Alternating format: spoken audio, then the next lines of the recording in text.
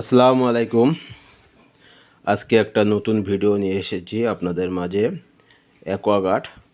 তো এই অ্যাকোয়াগার্ডের যে প্রবলেমটা হচ্ছে, মোটর এর প্রেশার ঠিকঠাক কাজ করছে না।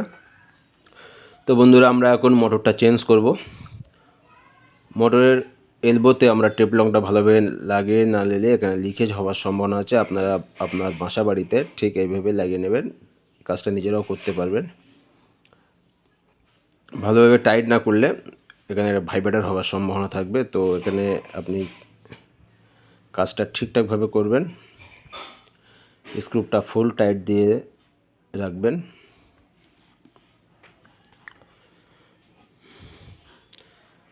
এসবিটা ভালোভাবে লাগিয়ে দেবেন। এসবি লাগানোর পরে আপনারা মোটরটার ভিতরে সেট করতে হবে। আমি এখানে ওয়ারিংয়ের যে কানেকশানগুলো আছে সব কানেক্ট করে দেবো। এখানে আমরা মোটরের কানেকশানটা কানেক্ট করব।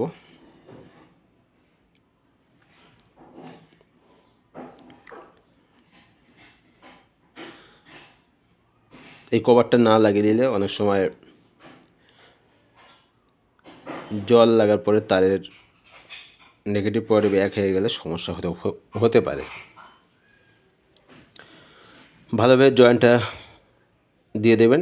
লুজ থাকলে হবে না, স্পায়ার হওয়ার সম্ভাবনা থাকবে। টেপটা লাগিয়ে দিলাম।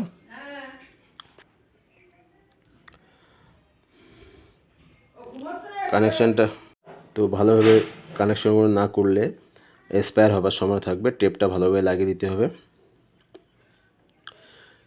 টেপ লাগানোর পরে আমি এখানে কানেকশানটা দিয়ে দেবো। এটা হচ্ছে টেস্ট ফিল্টার, জলের টেস্টটা ঠিক রাখে এই ফিল্টারটায়। পাওয়ার কানেকশান দিয়ে দিচ্ছি আমি। আপনারাও সেমভাবেই কাজটা করবেন।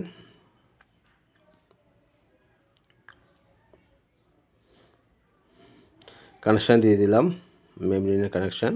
লকটা লাগিয়ে নেবেন। লক না লাগালে জল লিকেজ হওয়ার সম্ভাবনা থাকে। ওয়াটারপ্রুফের মূল প্রবলেম হচ্ছে জল লিকেজের। তো আমি এখানে মেমব্রেনের কানেকশানটা দিয়ে দিলাম।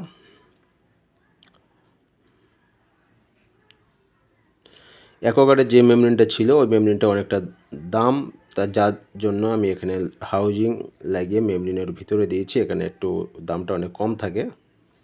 টেস্ট ফিল্টারের কানেকশানটা দিয়ে দিচ্ছি বন্ধুরা।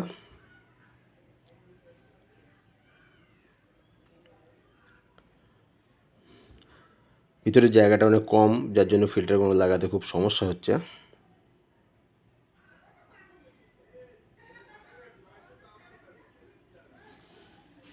সেডিমেন্ট ফিল্টারটা লাগিয়ে নিলাম,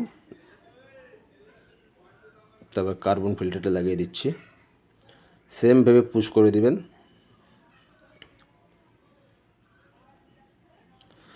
কানেকশন প্রায় কমপ্লিট।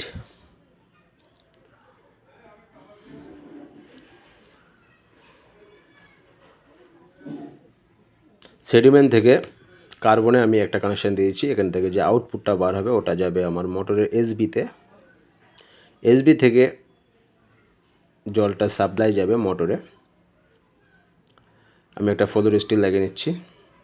চেক করব জলের কন্ডিশনটা কেমন আছে, জল ঠিকঠাক বার হচ্ছে কি না এবং মোটর ঠিক কাজ করছে কি না। তো আমি এখান থেকে যে একটা হোল্ড আছে প্যানেল বোর্ডে, সেখান থেকে আমি পাইপটা বার করে নিয়েছি। আপনারা যেভাবে খুলবেন সেম সেইভাবেই ব্যবহার করবেন, দেখবেন আপনারা এই কাজটা অবশ্যই পারবেন। আর এমন বাড়ি এখন নেই যে সে বাড়িতে ওয়াটার পিউরিফাই নেই। ভিডিওটা ভালোভাবে দেখবেন, দেখলেই বুঝতে পারবেন যে কী প্রবলেম আছে এবং কী প্রবলেম নেই। জল মেশিন চললে জল বার হচ্ছে না, দুটো কারণ থাকতে পারে। এক হচ্ছে এসবির প্রবলেম হতে পারে, দ্বিতীয়ত হচ্ছে মেমব্রেন খারাপ হতে পারে। তো আমি এখানে প্রত্যেকটা নাটগুলো টাইট করে নিচ্ছি। আপনারাও ঠিক দেখে দেখে তেমনটাই করবেন। আমি ওয়াটার পিউরিফায়ারটা ওখানে লাগিয়ে দিয়েছি।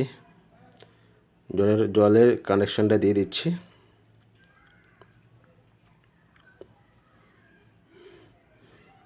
এখন আমরা ফিল্টারগুলো পুরোপুরি দেখে নেবো কী কী প্রবলেম আছে এখানে। তো এই ফিল্টারটা প্রচুর পরিমাণে ময়লা জমে গেছিলো, আমি এখানে নতুন ফিল্টার দিয়ে দিচ্ছি।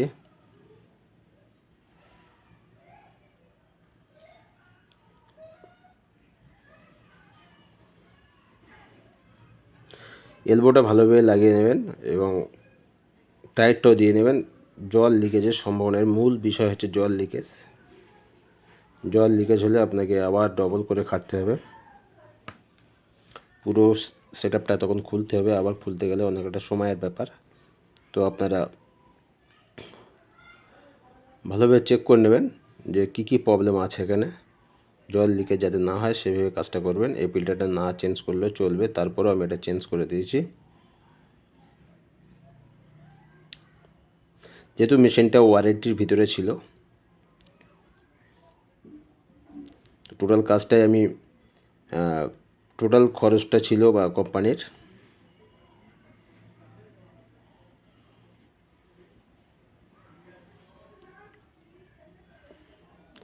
Aquaguard water purifier